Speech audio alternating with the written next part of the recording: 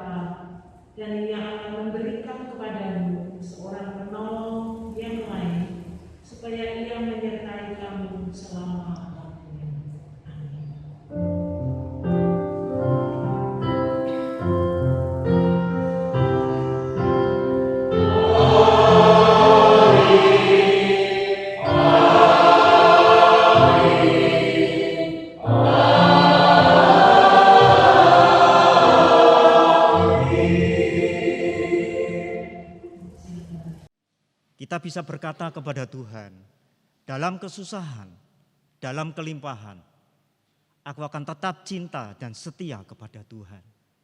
Bahkan ketika badai, gelombang besar itu terjadi di dalam hidupku, aku akan tetap teguh dan kuat di dalam Tuhan.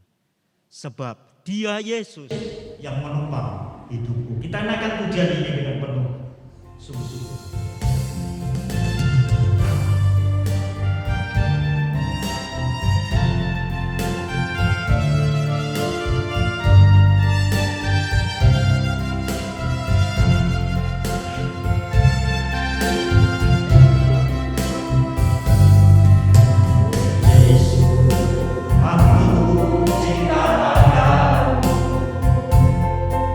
Hidupku ada dalam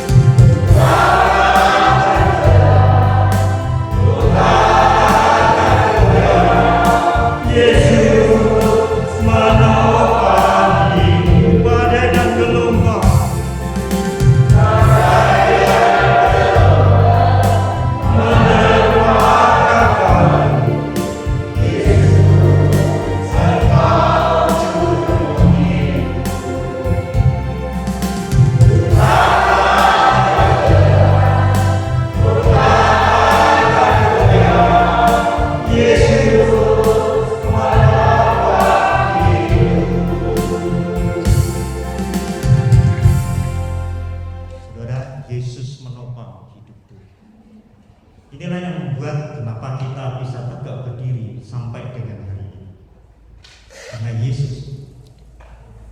Berapa banyak masalah yang terjadi dalam hidup kita. Bahkan kadang-kadang kita menangis. Kadang-kadang kita berkata, Tuhan aku tidak kuat. Tapi sampai hari ini, kalau saudara bisa berdiri teguh di hadapan Tuhan, memuji Tuhan, menyembah Dia, bukankah itu karena kasih karunia Tuhan? Allah tidak pernah membiarkan dan meninggalkan kita. Dia setia kepada kita. Immanuel itu senantiasa hadir dan diam di dalam hidup kita. Puji nama Tuhan. Bapak Ibu, saatnya kita akan mendengarkan firman Tuhan yang nanti akan disampaikan oleh Bapak Pendeta Emeritus Martin Luther Tingineke, MTH dari Kudus. Mari kita akan persiapkan hati kita untuk firman Tuhan. Saudara, persiapan hati inilah yang menentukan apakah firman Tuhan itu menjadi berkat bagi kita atau tidak. Berapa banyak orang datang ke gereja pulang dengan tangan hampa karena hatinya tidak siap untuk Tuhan, tidak siap untuk firman Tuhan. Pagi hari ini persiapkan hatimu untuk Tuhan, maka firman Tuhan yang hidup dan berkuasa itu akan bekerja di dalam kehidupan kita. Puji nama Tuhan. Pagi hari ini kita mau berkata, Tuhan, aku rindu akan-Mu. Aku rindu akan firman-Mu, Tuhan. Aku percaya firman-Mu inilah yang mengubah hidup, yang menerangi jalan hidup. Dan firman-Mu itu adalah kekuatan bagi aku. Pagi ini aku berserah kepada-Mu. Aku menyembah Engkau, Tuhan. Aku rindu akan firman-Mu.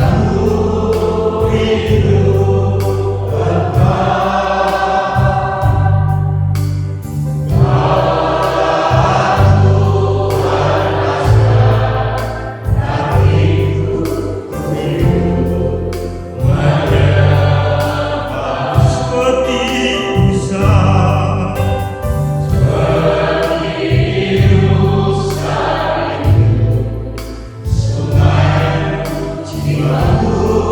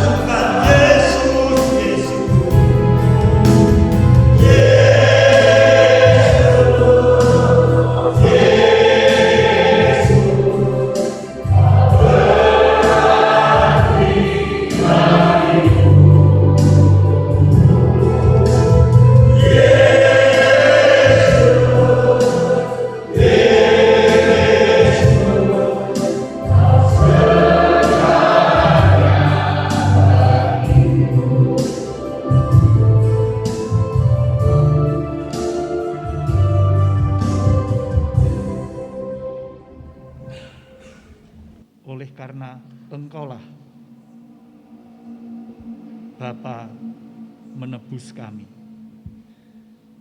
Oleh karena Engkaulah Bapa menganugerahkan segala hal yang perlu, hidup yang selalu berkemenangan di tengah-tengah situasi kondisi apapun. Kami menjadi umat yang selalu dimampukan untuk menyaksikan kasih sayang Bapa, damai sejahtera Bapa, kasih karunia dari Tuhan. Terima kasih untuk saat kami boleh menghadap hadirat Tuhan, memandang wajah Tuhan, mengecap kasih karunia Tuhan dalam kebersamaan kami sebagai satu keluarga Allah, satu tubuh Kristus, satu bait Roh Kudus di GKMI Bangsri ini. Di tengah-tengah situasi kondisi yang selalu tidak menentu di dunia ini. Terima kasih Engkau kiranya berkenan atas puja-puji kami. Dan kiranya Engkau juga berkenan hadir melalui firman-Mu, memberikan kesegaran dan kekuatan, keteguhan dan kedamaian, supaya kami terus dimampukan menjadi saksi-saksi Allah, saksi-saksi Kristus, saksi-saksi Roh Kudus di tengah-tengah dunia yang telah dikuasai oleh kegelapan, oleh kejahatan,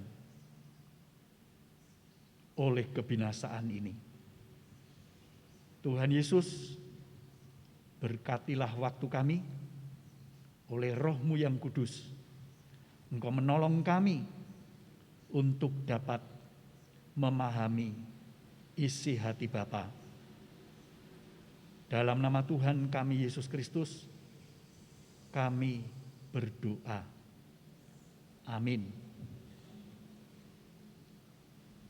Nas yang akan menjadi landasan perenungan kita adalah Yohanes pasal yang ke-16.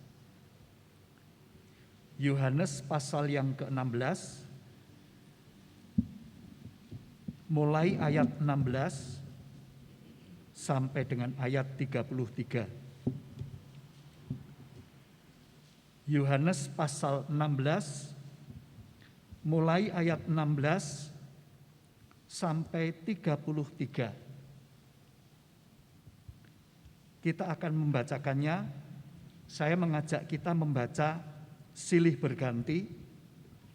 Saya memulai dengan judul yang diberikan oleh LAI. Kemudian ibu-ibu akan melanjutkan dengan ayat 16. Bapak-bapak, saudara-saudara, ayat 17. Demikian kita akan membaca secara bergiliran hingga akhir ayat yang ke-33. Kita mulai, saya mulai dengan judul, kemudian ibu-ibu, dan dilanjut dengan bapak-bapak. Duka cita yang mendahului kemenangan.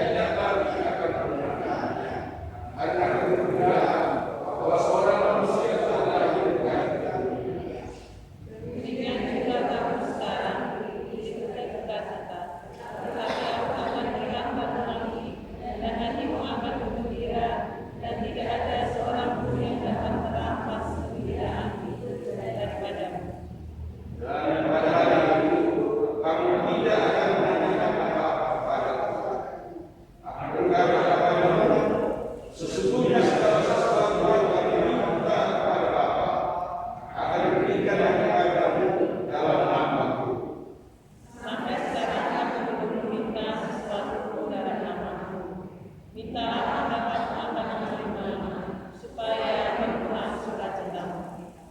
Semuanya ini katakan kepadamu dengan biasa, agar tiba saatnya aku tidak lagi berkata-kata kepadamu dengan biasa, tetapi terus terang memberitakan Bapa kepadamu.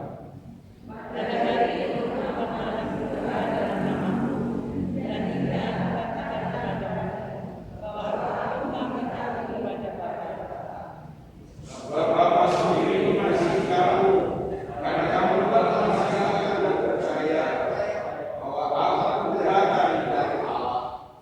Aku datang dari Bapa, dan aku datang ke dalam dirinya. Aku meninggalkan dia pula dan pergi kepada Bapa. Kata murid-muridnya, lihat, sekarang engkau terus terang berkata-kata, dan engkau tidak memakai biasa.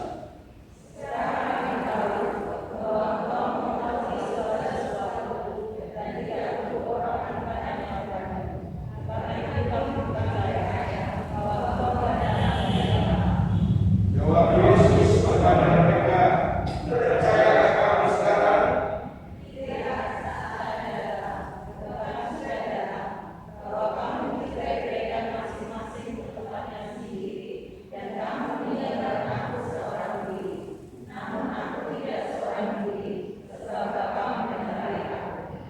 Semuanya itu kukatakan kepadamu, supaya kamu memperoleh damai secara dalam aku.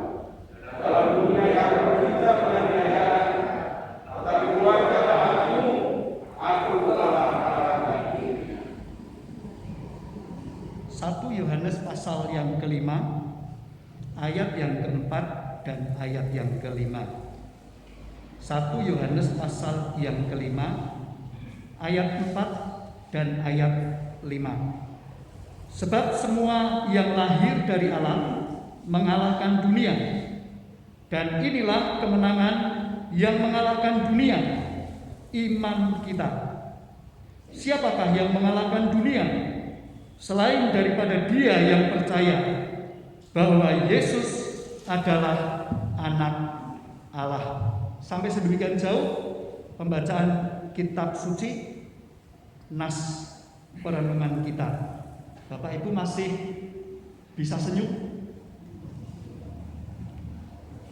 Bapak Ibu Saudara masih terus tersenyum? Bapak Ibu sekalian, apakah punya satu tekad untuk bisa selalu tersenyum dalam situasi, kondisi, keadaan apapun? Ataukah lebih banyak kemurungan, lebih banyak omelan, lebih banyak omongan-omongan yang menyatakan keluhan, kesahan? Saya dalam perjalanan, kalau antar istri ke PAUD naik mobil, saya setel radio El Sinta, disoroti salah satunya saat ini adalah kenaikan harga BBM. Tidak sedikit warga masyarakat yang mengeluh, yang merasa susah, yang ingin protes. Di tengah-tengah situasi seperti ini, apakah Bapak Ibu masih bisa tersenyum? Bukan tersenyum karena memang agak tidak beres ya, tapi memang tersenyum karena hati yang penuh dengan syukur.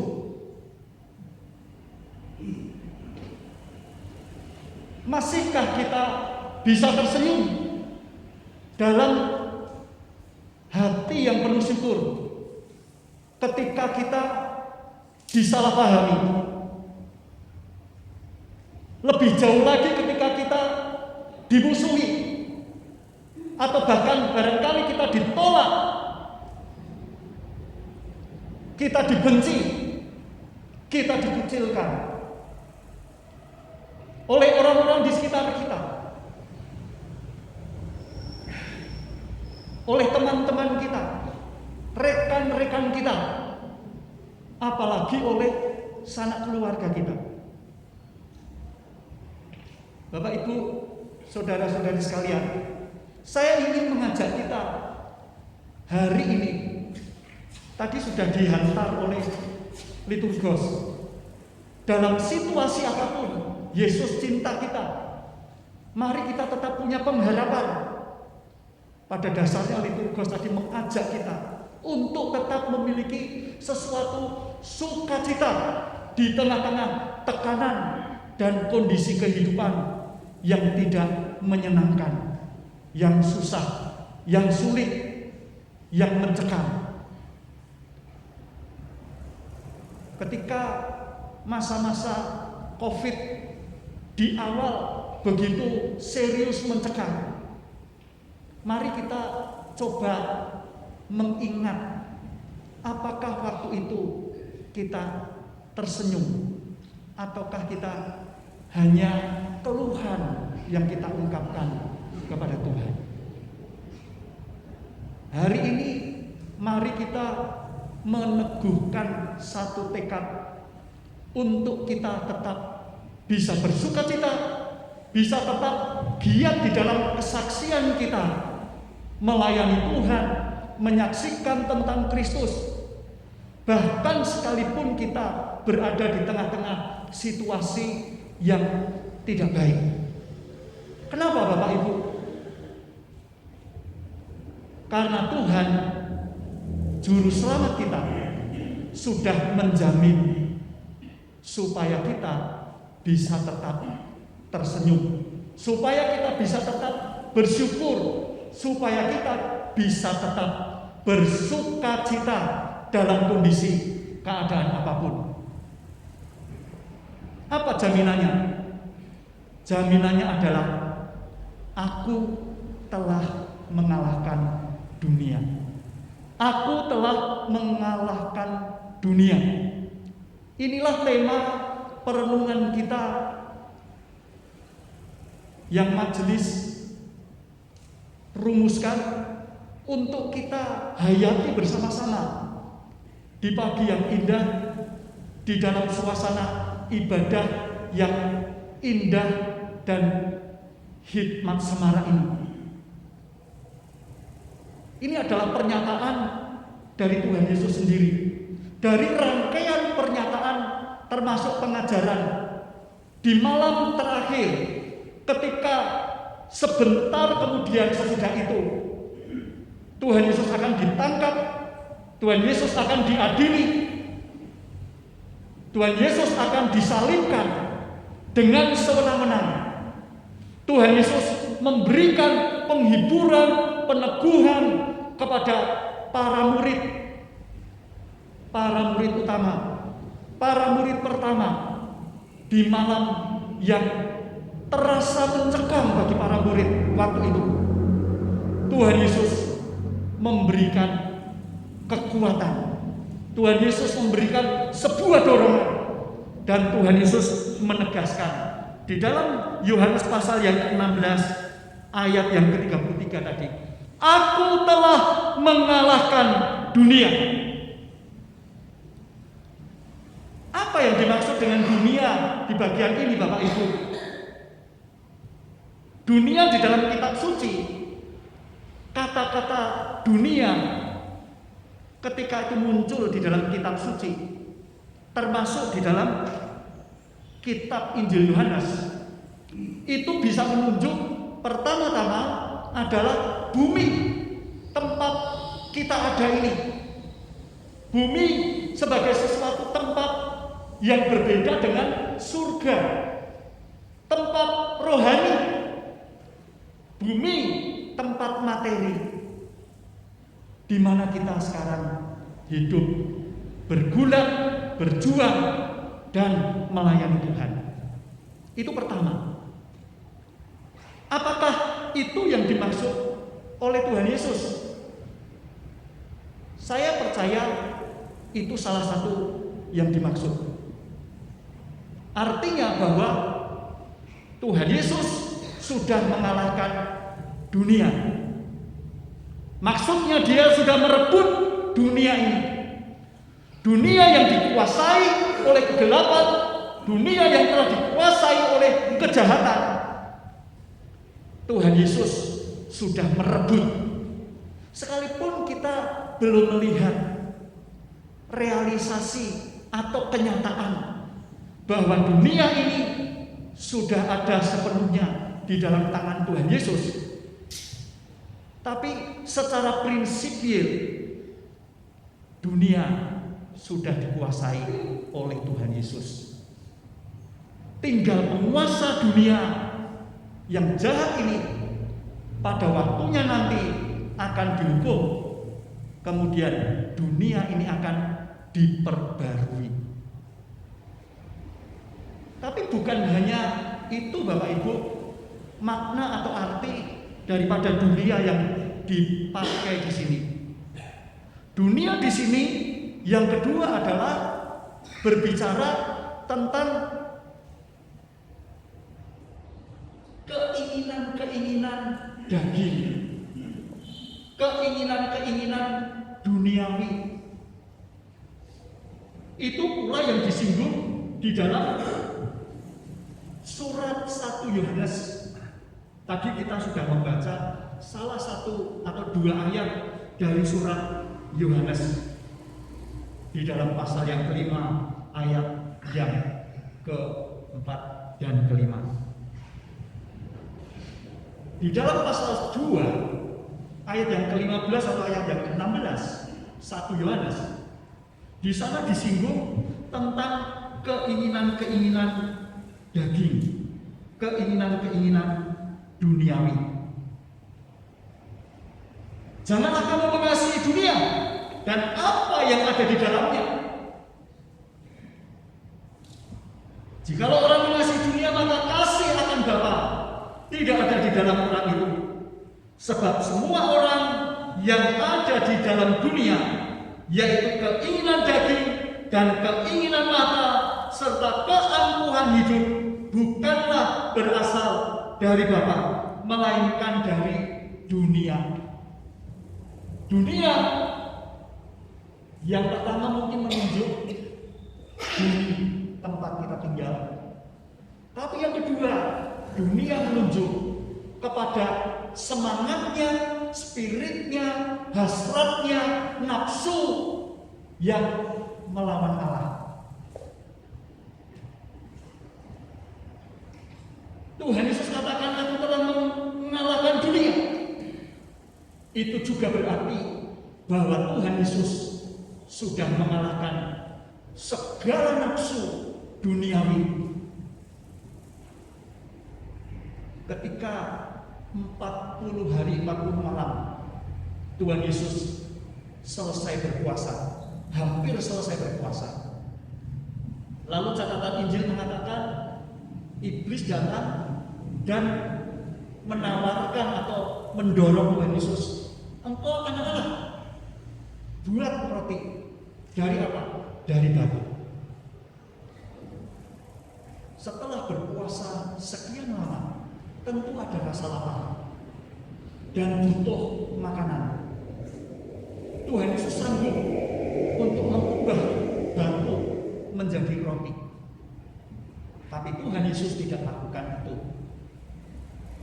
Kenapa? Bukan dia tidak membutuhkan, tetapi saat itu kalau dia membuat roti dari batu, berarti dia mengikuti keinginan dari iblis. Dan seiring dengan itu, dia sesungguhnya sedang mengikuti kebutuhan daging dia. Tuhan Yesus tidak lakukan itu. Tuhan Yesus menang. Dari 3 pencobaan dalam catatan kitab Injil di awal, kita tahu Tuhan Yesus menang.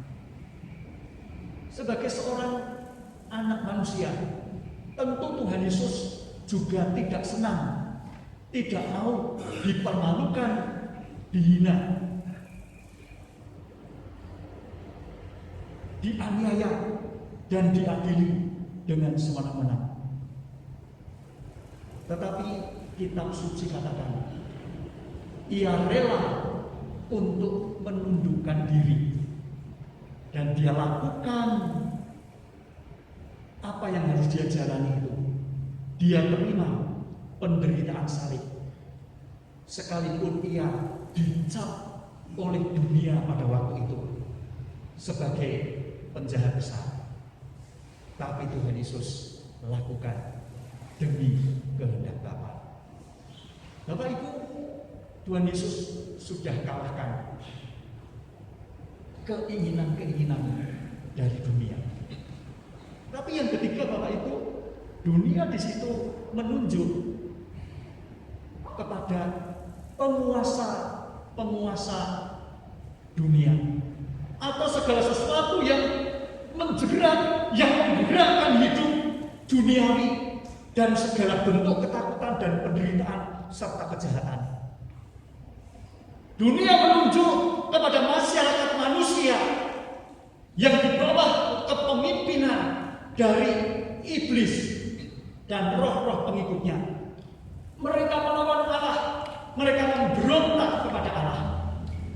Dan Tuhan Yesus sudah kalahkan itu. Inilah tema kita hari ini Bapak Ibu. Tema yang mengingatkan kita bahwa kita sesungguhnya punya jaminan untuk bisa tetap tersenyum di dalam situasi dan kondisi apapun. Ketika kita sedang menghadapi masalah, ketika kita sedang menghadapi penderitaan, mudah bagi kita dan punya alasan bagi kita untuk mengeluh. Tetapi tema kita pada pagi hari ini mengajak kepada kita, mari kita tersenyum.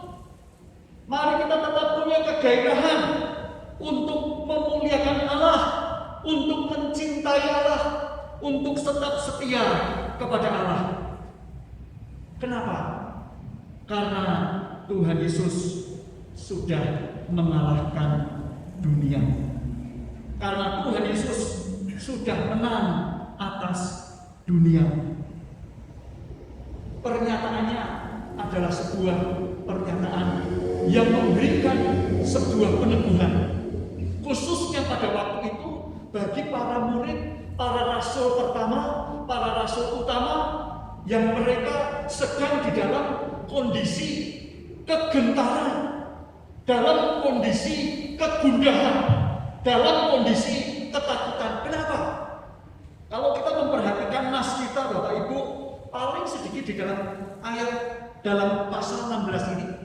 Ayat 1 di sana dikatakan, Tuhan Yesus berkata, semuanya ini kukatakan kepadamu supaya kamu jangan kecewa dan menolak aku.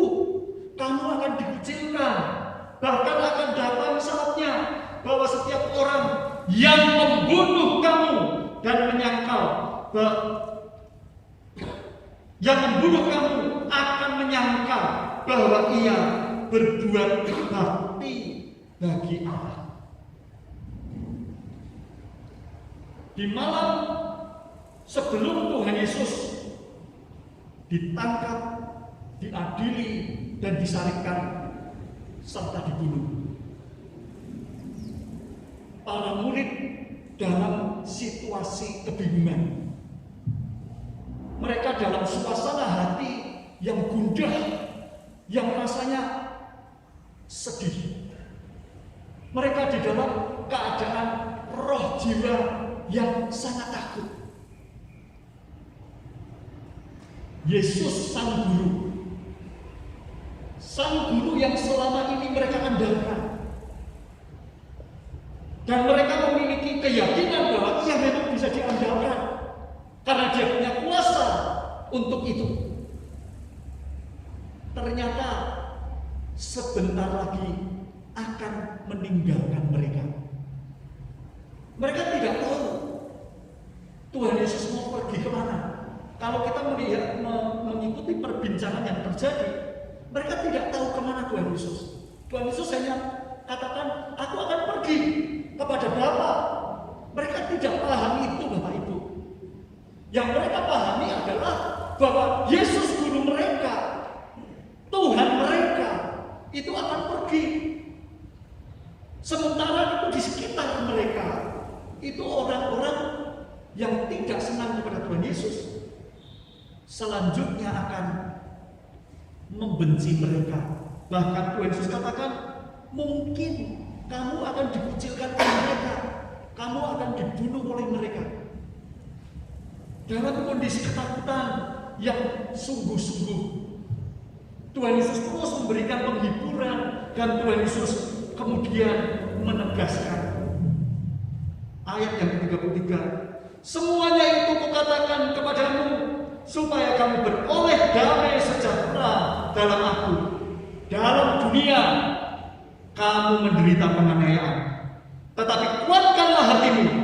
Kenapa? Tuhan Yesus tegaskan, karena aku telah mengalahkan dunia. Mengapa kita bisa dan layak, bahkan harusnya bisa tetap tersenyum? Istilah senyum itu bukan berarti terus kita harus senyum-senyum, tapi artinya kita ada rasa syukur, Bapak Ibu, ada rasa sukacita. Kenapa? Karena Tuhan Yesus sudah menang. Dan pernyataan ini memang Tuhan Yesus sampaikan untuk meneguhkan, dikatakan di sana, untuk menguatkan, kuatkanlah hatimu. Untuk menguatkan hati dari para rasul yang sedang dalam kondisi kebingungan, kegundahan, dan ketakutan itu. Karena aku telah mengalahkan dunia. Bapak Ibu, bagaimana Tuhan Yesus mengalahkan dunia? Apa buktinya bahwa Tuhan Yesus sudah mengalahkan dunia?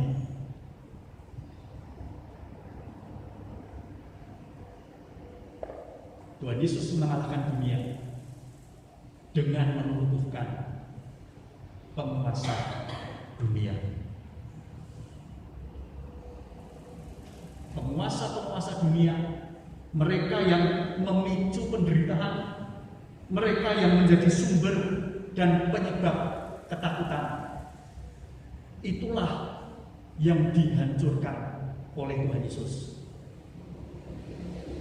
Tuhan Yesus kalahkan itu. Dari mana kita tahu bahwa Tuhan Yesus sudah kalahkan itu? Paling sedikit Bapak Ibu, di dalam surat Ibrani pasal yang kedua, ayat yang ke-14 dan ke-15, saya akan bacakan surat Ibrani pasal yang kedua. Saya suka dengan ayat ini, karena ayat ini sungguh-sungguh memberikan sebuah catatan yang sangat indah, khususnya tentang kemenangan Tuhan Yesus dan kehancuran daripada penguasa-penguasa dunia. Ibrani 2 ayat 14 dan 15. Karena anak itu adalah anak-anak dari darah dan daging, maka ia juga menjadi sama dengan mereka dan mendapat bagian dalam keadaan mereka, supaya oleh kematiannya ia memusnahkan dia, yaitu iblis yang berkuasa atas maut, dan supaya dengan jalan demikian ia membebaskan mereka yang seumur hidupnya berada dalam perhambaan oleh karena takutnya kepada maut. Bagaimana cara Tuhan Yesus mengalahkan dunia, mengalahkan penguasa-penguasa dunia, mengalahkan para pemicu penderitaan, mengalahkan mereka yang menjadi sumber ketakutan? Dengan mati yang dijalankan lewat kayu salib.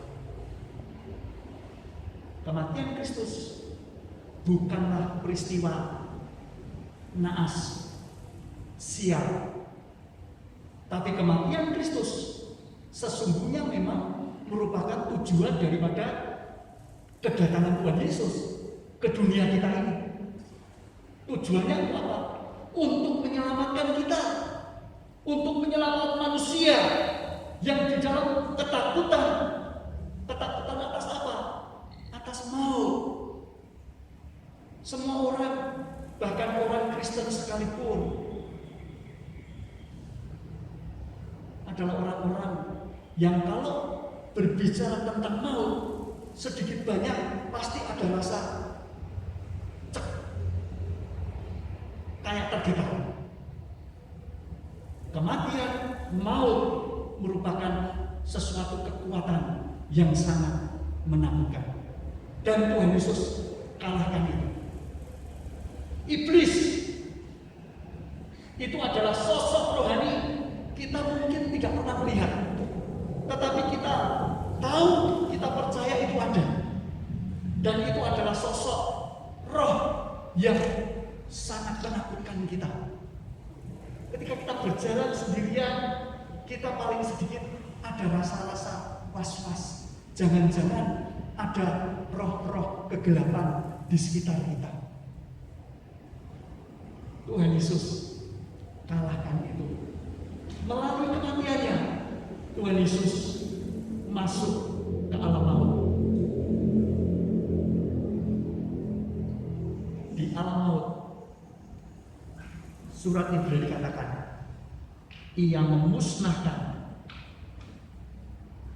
Mungkin lebih baik saya katakan, ia melumpuhkan penguasa kekuatan kerajaan maut. Siapa itu? Yaitu iblis.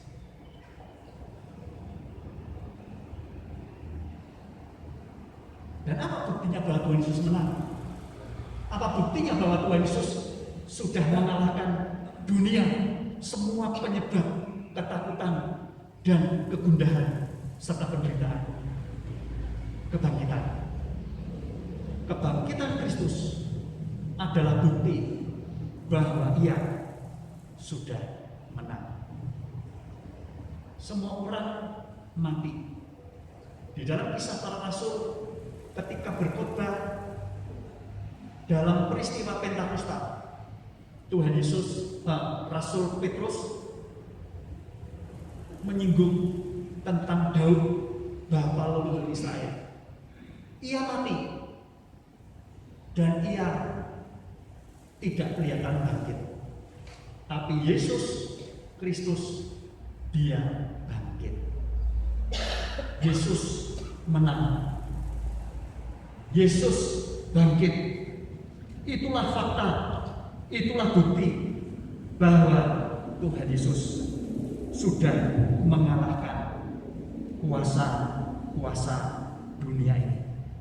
Bapak Ibu, dan pernyataan Tuhan Yesus bahwa ia telah mengalahkan dunia serta dibuktikan dengan kebangkitannya itu, yang sebelumnya dilalui dengan kematiannya, adalah sebuah pernyataan dan kesaksian tentang kebenaran yang ternyata memang sungguh-sungguh berkuasa, berdaya khasiat untuk memberikan sebuah keyakinan, sebuah pembaruan, sebuah daya kehidupan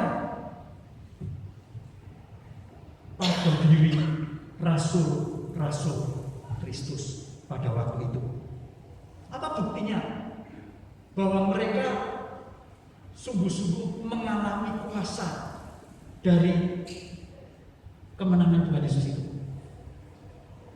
Kalau kita memperhatikan di dalam catatan kisah para rasul, maka kita bisa melihat bagaimana ada pembaruan kehidupan dari para rasul. Sebelumnya ketika Tuhan Yesus ditangkap, Tuhan Yesus diadili dan akhirnya disalibkan serta mati, hidup mereka terasa hampa. Mereka mengunci diri, mereka menyembunyikan diri. Tapi ketika mereka tahu Kristus bangkit, maka mereka ada sebuah perubahan dalam kehidupan. Memang melalui sesuatu proses. Tidak dengan otomatis ketika Tuhan Yesus yang bangkit itu menampakkan diri kepada mereka, mereka langsung otomatis berubah, memiliki gaya kehidupan, memiliki kegairahan untuk tetap mengikut Allah, untuk setia kepada Kristus. Memang perlu proses. Tetapi kenyataan memberitahukan kemenangan Kristus adalah daya kekuatan yang sungguh-sungguh menghidupkan para rasul. Di dalam kisah para rasul kita melihat catatan bagaimana rasul Petrus yang mengenal Yesus akhirnya dia menyangkal Tuhan Yesus. Bahkan ditanya 3 kali, apakah engkau mengikut dia? 3 kali pula Rasul Petrus menyangkal. Tapi setelah melalui proses, ia kemudian menjadi seorang yang begitu berani untuk Bapak Ibu, berani untuk membicarakan tentang Allah, berani untuk tetap taat kepada Allah.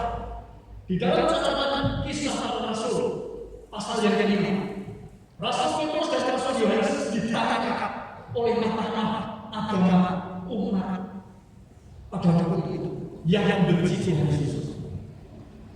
Rasul Paulus dengan berani dia katakan, kita harus lebih taat kepada Allah, bukan kepada manusia. Sebenarnya Rasul Petrus menasihati Tuhan Yesus, engkau tidak akan menderita, engkau tidak akan pernah disaksikan. Sampai Tuhan Yesus kemudian menegur Petrus, engkau itu disisanya. Tapi di dalam catatan kisah Rasul pasal yang kelima, Rasul Petrus yang semua hidup penuh dengan keraguan dan ketakutan, bahkan tidak berani. Dia sangat berkata, kita harus taat kepada Allah, bukan kepada manusia. Di dalam ayat selanjutnya, ia berkata, kami dalam ketaatan kepada Allah, kami diperintahkan untuk memberitakan tentang Yesus Kristus. Yesus Kristus yang dibenci, Yesus Kristus yang sudah disalibkan, Yesus Kristus yang dianggap penjahat itu. Kami harus memberitakan Dia sebagai kebenaran, memberitakan Dia sebagai Sang Juru Selamat. Bapak Ibu, ini baru satu kesaksian tentang Petrus. Tidak ada waktu tertentu. Kalau kita akan melihat kehidupan para rasul, para murid pertama itu, yang dibaharui, yang begitu bersemangat, yang begitu bergairah, yang begitu setia dan berlaku untuk Tuhan. Di tengah-tengah ancaman bahwa mereka akan dibunuh. Kenapa bisa terjadi? Karena aku telah mengalahkan dunia. Hari ini kita tidak berbeda dengan para murid waktu lalu. Ada orang-orang yang juga menghadapi situasi. Sekarang mungkin wujud beda, tetapi pada dasarnya sama. Manusia hari ini mengalami atau menghadapi perbedaan. Ada beberapa jenis penderitaan. Yang pertama penderitaan oleh karena kesalahan kita sendiri. Kalau saya jalan dengan kecepatan yang tinggi di tengah-tengah keramaian, maka saya bisa mengalami kecelakaan atau menjadi penyebab orang lain mengalami kecelakaan. Dan akhirnya saya atau orang lain akan menderita. Baru-baru ini kita tahu di Jakarta atau Bekasi truk menghantam tolong dan kemudian tolong BTS itu jatuh dan mengakibatkan lebih dari seseorang menjadi korban mati.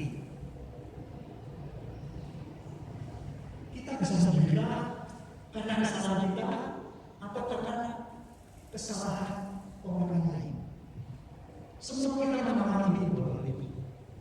Sehingga kalau kita mengalami penderitaan yang seperti itu, kita tidak akan berkata, wah, saya mengalami salib Kristus, penderitaan karena Kristus. Tidak, semua orang mengalami situasi yang sama, menderita dengan cara seperti itu.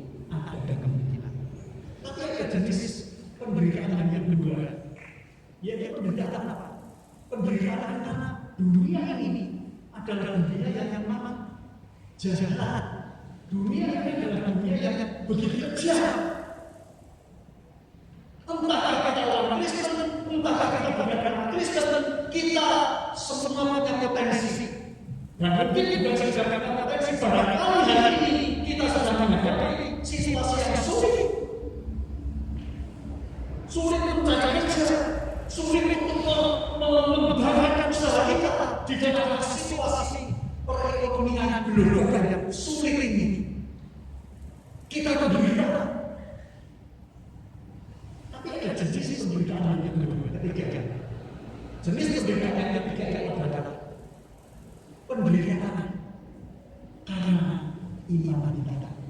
Dan itu yang secara khusus dialami oleh para rasul dan juga oleh hampir semua murid Kristus sepanjang zaman. Karena kita adalah orang yang percaya Yesus, karena kita adalah orang yang taat kepada Kristus, maka orang memusuhi kita, maka dunia tidak senang dengan kita, dan dunia mencoba untuk menyingkirkan kita. Mungkin kita menghadapi berbagai situasi penderitaan tersebut saat ini, dan termasuk khususnya penderitaan karena kita adalah murid Kristus. Apa yang sedang kita pikirkan hari ini? Apakah kita kemudian mulai muncul, mulai mengeluh, dan kita mulai mundur? Kita yang berada aktif dalam kehidupan bergereja, ketika kita aktif, kita semakin mengenal situasi gereja kita. Kita semakin mengenal situasi orang yang ada di dalam. Dan tidak sedikit kemudian orang yang begitu giat, kemudian kecewa apa? Lu ngomong sesuatu yang bodoh. Lu kok pernah nama begitu ada badan seperti ini ya? Lalu kita mulai kecewa. Ada orang-orang, ada dua jemaat, Bapak Ibu yang tidak mau lagi ke gereja karena kecewa sama hamba Tuhan. Lalu coba untuk pindah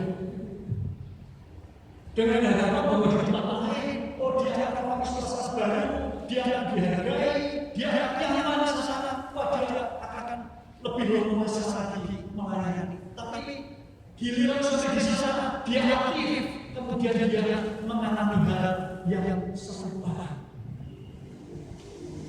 Saya kalau ada orang apresiasi masuk gereja di mana saya melayani, kalau saya diberikan kesempatan untuk memberikan pandangan, maka saya diberikan pandangan karena majelis. Tunggu, biar saya jadi dulu. Kalau orang itu lebih adalah orang yang tinggal di kota yang sama dengan gereja kita, di gereja tetangga kita, di kota yang sama itu. Kenapa? Saya melayani, saya mau pindah-pindah. Tidak saya ceritakan, tidak sama anggota majelis yang harian, hamba-hambanya tidak. Apakah di sini akan lebih baik? Tidak. Di sini setiap orang yang sama. Kita manusia, sekalipun saya hamba Tuhan, saya adalah manusia darah daging yang bisa mengecewakan orang lain. Bapak Ibu, kita punya potensi untuk menghadapi kesulitan. Kita punya potensi untuk menghadapi penderitaan di dalam berbagai lingkup kehidupan kita. Entah di dalam keluarga kita, entah di tempat kerja kita, dan bahkan di tengah-tengah jemaat Kristus. Kita punya potensi. Pertanyaannya adalah, masihkah kita di dalam situasi kita menghadapi sesuatu tantangan derita itu, kesalahan itu, disalahkan ini, bahkan mungkin kita jadi dicicilkan, kita tetap akan setia menyembah beribadah kepada Allah, setia untuk memberitakan tentang Tuhan Yesus yang penuh kasih. Sekalipun saya tidak merasakan kasih dari sesama orang di manapun itu, masihkah kita bisa tetap giat untuk berbagi kasih, berbagi damai sejahtera kepada orang-orang yang ada di sisi kita. Kalau tidak salah bulan ini, Ibu Tari, bulan GKK, bulan damai. Untuk apa bulan perdamaian ya Bapak Ibu? Bulan perdamaian adalah bulan di mana kita terpanggil untuk menyatakan damai sejahtera Allah dalam Kristus kepada dunia. Bahwa Allah yang telah dikhianati oleh manusia itu adalah Allah yang mau merangkul. Tapi sesungguhnya bukan hanya itu. Menurut saya bulan ini adalah benar di mana kita adalah ditantang untuk juga hidup menyatakan damai sejahtera perdamaian dengan orang lain, termasuk khususnya orang-orang yang mungkin tidak mau berdamai dengan kita. Itu yang sudah dapat dilakukan. Ia yang mengatakan dunia yang memusuhi dia, tetapi dia mengatasinya, dia menang. Dan hari ini dia berjanji menguatkan kita dalam situasi dan kondisi apapun. Kita bisa tetap tersenyum, tetap menyatakan kasih kepada Tuhan, tetap memancarkan damai sejahtera Tuhan, tetap bisa bersukacita dan bersyukur di dalam Tuhan. Caranya bagaimana? 1 Yohanes pasal 5 ayat 4 sampai 5. Singkat bisa saya katakan. Orang yang percaya bahwa Yesus adalah Tuhan adalah anak Allah. Dia adalah orang yang berkemenangan, yang akan mampu menghadapi kehidupan yang sulit dan bahkan yang menyulitkan serta mengucilkan kita untuk tetap bisa bersaksi, kita tetap bisa memancarkan kasih, damai, dan syukur itu. Kita bisa betul-betul ketika kita mempercayakan hidup kita kepada Yesus Sang Anak Allah. Artinya kita mengandalkan hidup kita ini kepada kuasa kemenangannya. Kita mengandalkan hidupnya yang penuh dengan damai, dengan sukacita. Mari kita meninggalkan ibadah kita ini dengan sebuah kegayaan, sebuah dorongan. Sudah diawali oleh tugas tadi, kita adalah orang yang tetap punya pengharapan di tengah-tengah situasi yang suram sekalipun. Dan sekarang kita dilengkapi dengan jaminan daripada Kristus. Aku telah mengalahkan dunia. Tuhan kiranya menolong kita. Kita menjadi umat yang hidup di dalam Tuhan Yesus. Amin. Apakah boleh saya minta Dimas memimpin kita dalam doa?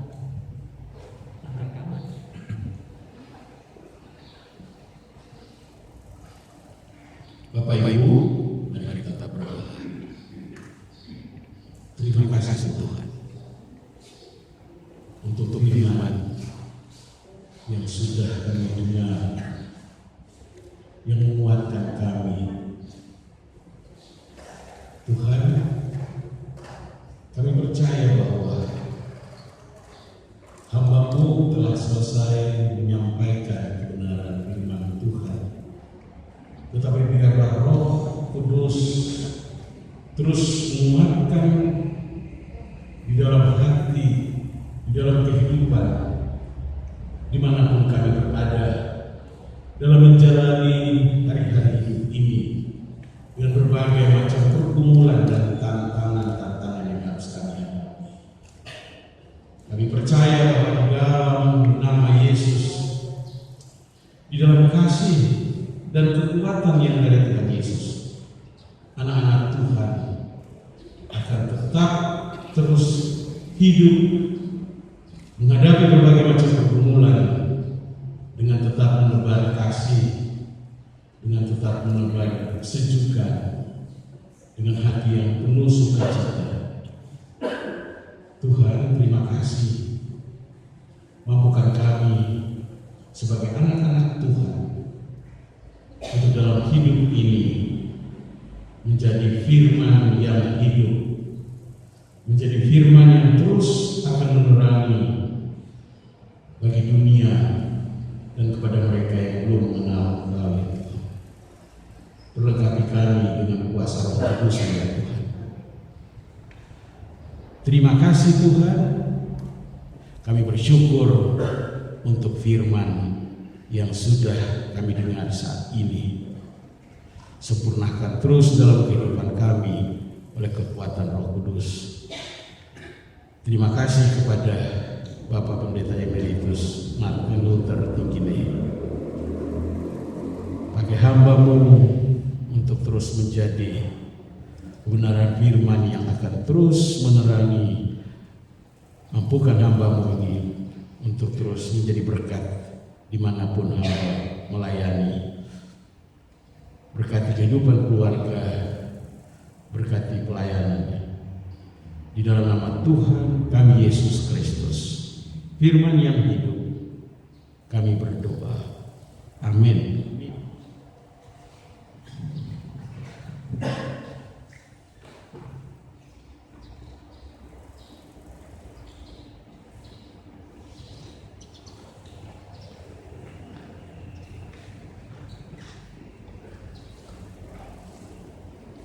Saya mewakili hamba Tuhan, majelis dan jemaat menyampaikan terima kasih kepada Bapak Pendeta Emeritus Martin Luther yang pagi hari ini telah membagikan berkat firman Tuhan, dan dalam firman Tuhan menjadi rema dalam kehidupan jemaat.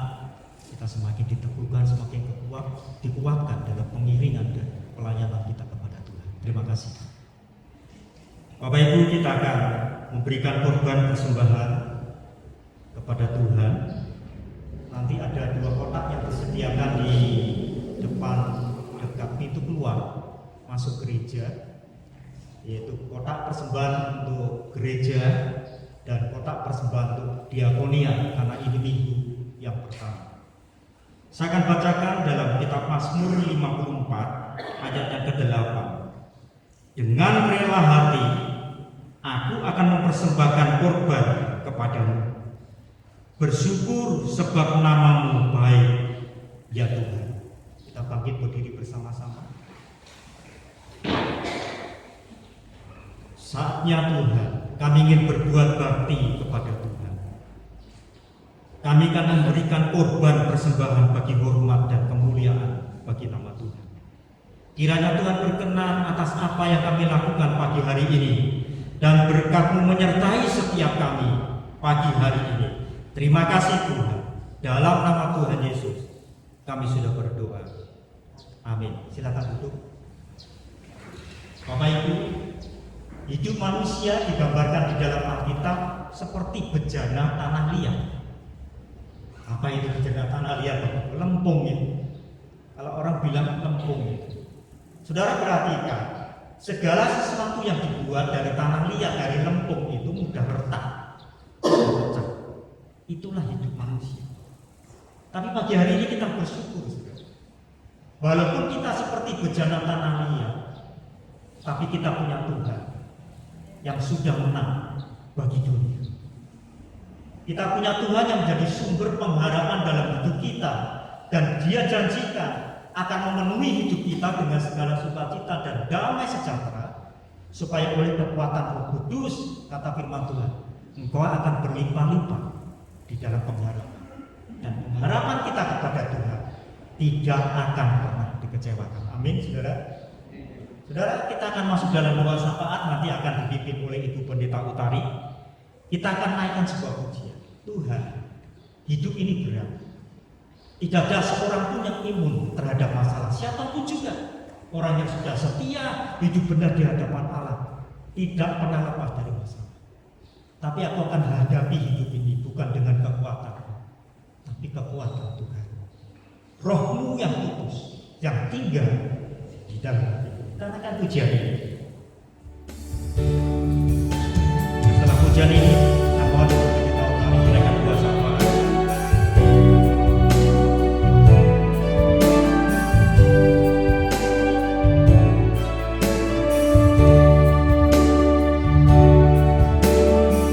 Katakan bukan dengan kekuatan, bukan dengan kekuatan.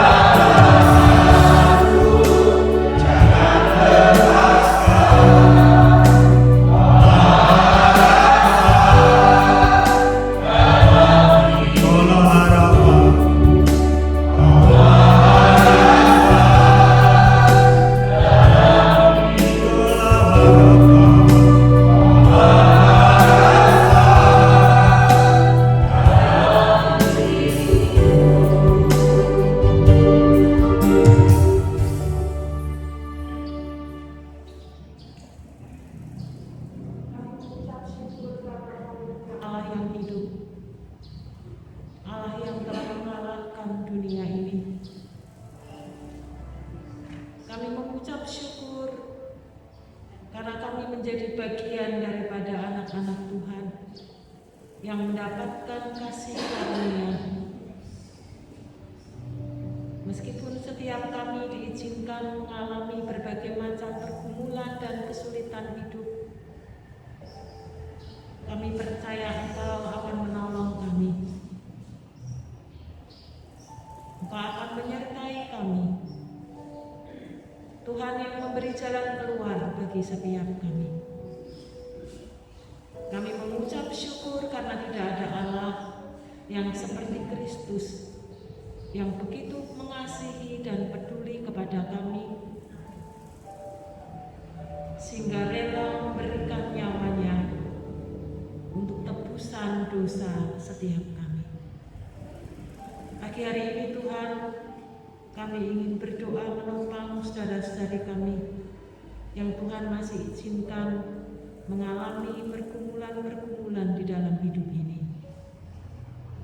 Saudara-saudari kami yang berkumpul dengan kelemahan tubuh dan dalam masa pemulihan, kami terus menyerahkan untuk Ibu Sindu, Bapak Yosef, Pak Mani, Pak Rudi Sinaga, Pak Helmi Janta, dan mungkin juga ada beberapa saudari kami yang tidak kami sebutkan di pagi hari ini, tapi kami percaya Engkau Allah yang Maha Tahu, Allah yang Maha Kasih.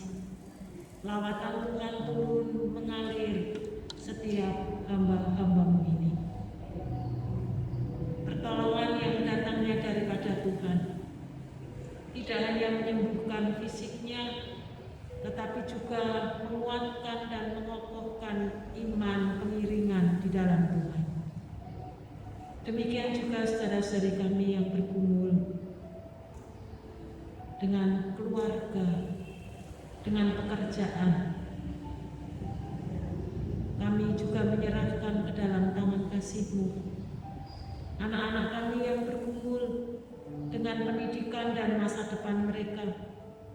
Kami menyerahkan ke dalam tangan anugerah-Mu.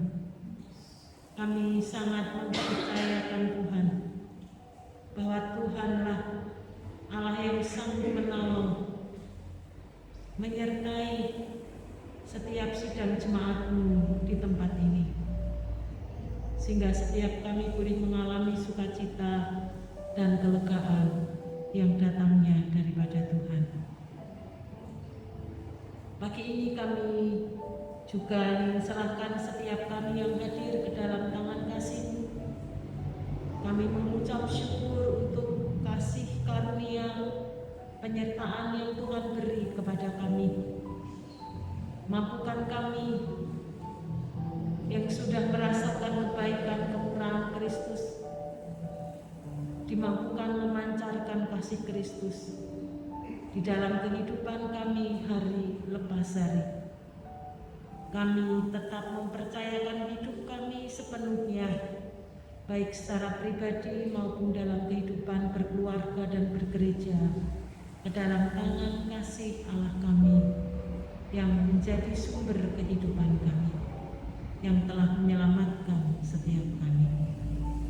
Kami menyerahkan gereja kami dengan segala rancangan-rancangan yang kami buat.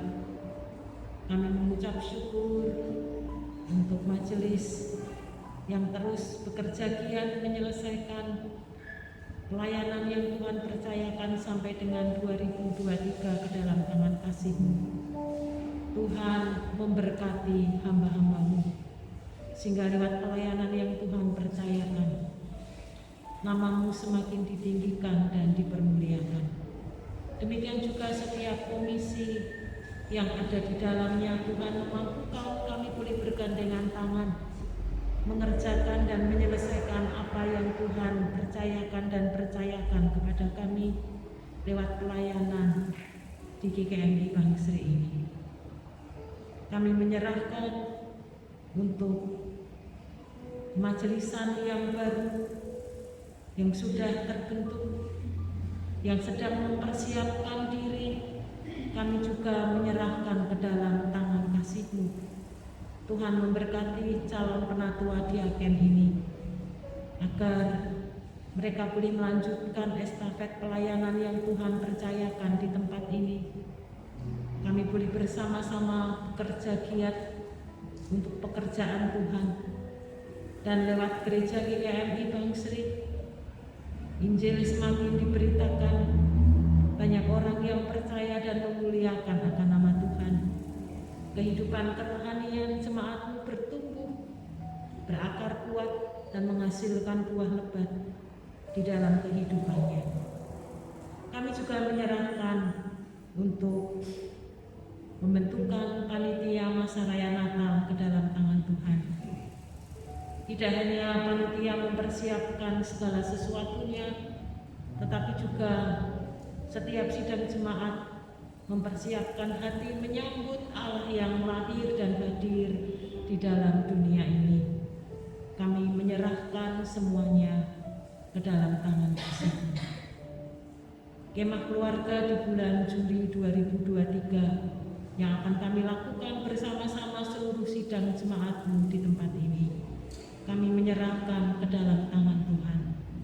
Kami menyerahkan seksi acara yang akan mempersiapkan, menyusun, dan menghubungi pembicara yang tepat yang Tuhan kirim bagi kami.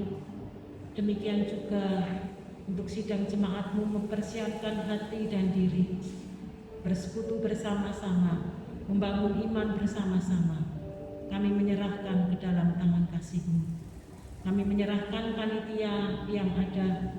Kami menyerahkan dana yang masih kami butuhkan. Kami sangat percaya Tuhan yang menyediakan. Bahkan Tuhan yang akan mencukupkan segala sesuatunya. Tuhan memberkati sidang jemaat-Mu di tempat ini, sehingga setiap berkat yang mengalir dalam kehidupan kami terus diingatkan untuk boleh menyisihkan sebagian untuk pekerjaan Tuhan di tempat ini. Kami menyerahkan anak-anak-Mu ke dalam tangan kasih kemurahan Tuhan. Kami juga ingin menyerahkan sinode kami ke dalam tangan kasih-Mu. Di bulan September ini kami bersama-sama akan merenungkan sepanjang bulan Tuhan yang telah mendamaikan kami, tetapi juga sekaligus kami diajak untuk menjadi pembawa damai bagi orang-orang di sekitar kami, sehingga nama Tuhan dipermuliakan. Kami menyerahkan pembangunan gedung sinode yang terus masih dalam proses. Kami menyerahkan anak-anak-Mu yang terlibat di dalamnya.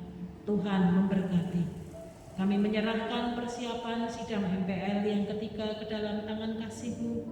Segala sesuatu yang berkaitan dengan kegiatan sidang MPL ini, baik peserta, BPH yang mempersiapkan, tempat yang dipakai panitia, kami menyerahkan semua ke dalam tangan kasih-Mu.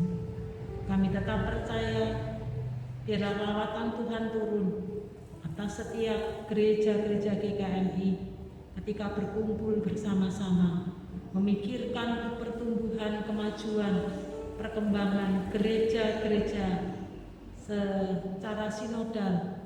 Kami menyerahkan sepenuhnya ke dalam tangan kasih-Mu. Kami juga ingin menyerahkan bangsa dan negara kami. Terima kasih untuk pertolongan Tuhan, kebaikan, kemurahan Tuhan. Lewat pemerintahan yang ada di negeri kami, mereka yang bekerja giat untuk pekerjaan Tuhan, memikirkan kesejahteraan, mengatur perekonomian, keamanan, kesehatan berkaitan dengan pandemi yang masih ada di sekitar kami. Dan masih banyak hal lagi yang harus dipikirkan oleh pemerintahan kami. Kami mohon hikmat Tuhan, Engkau taruh di hati para pemimpin dari Presiden sampai dengan RT RW ke dalam tangan kasih-Mu. Dan mampukan kami sebagai bagian dari masyarakat di negeri ini untuk juga ikut berkontribusi di dalamnya, sehingga negeri kami mengalami damai sejahtera Kristus. Bahkan tidak hanya berkaitan dengan kehidupan jasmani ketika kami tinggal dalam dunia ini, tetapi juga lawatan Tuhan, hujan roh pertobatan, keselamatan Tuhan anugerahkan bagi bangsa kami. Demikian juga bagi kota di mana kami tinggal. Kami ingin dipakai oleh Tuhan dalam rancangan-rancangan Tuhan, sehingga kota ini pun diselamatkan oleh Tuhan. Nama Tuhan dipermuliakan.